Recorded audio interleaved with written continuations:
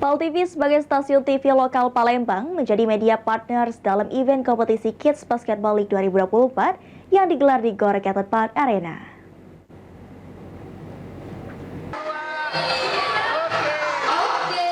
Pada tanggal 26 April hingga 7 Mei mendatang, PAL TV menjadi mitra media untuk acara Kids Basketball League 2024 yang diselenggarakan di GOR Canton Park Arena.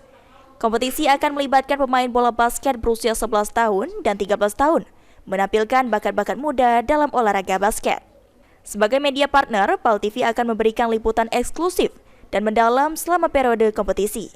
PAL TV juga akan menghadirkan setiap momen penting dan menarik lainnya di ajang basket kelompok umur ini. General Manager PAL TV Sri Febriandi mengungkapkan jika event ini jarang diadakan dan diharapkan GM PAL TV tentang KBL 2024, PAL TV lebih konsen untuk basket dan pembinaan seperti ini harus diwujudkan untuk anak-anak yang senang basket.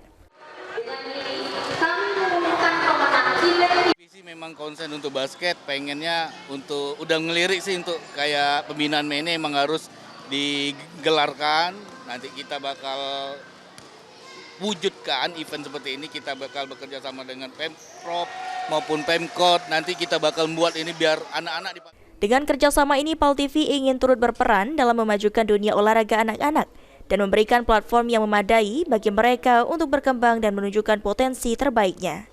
Daniel Albari, PAL TV.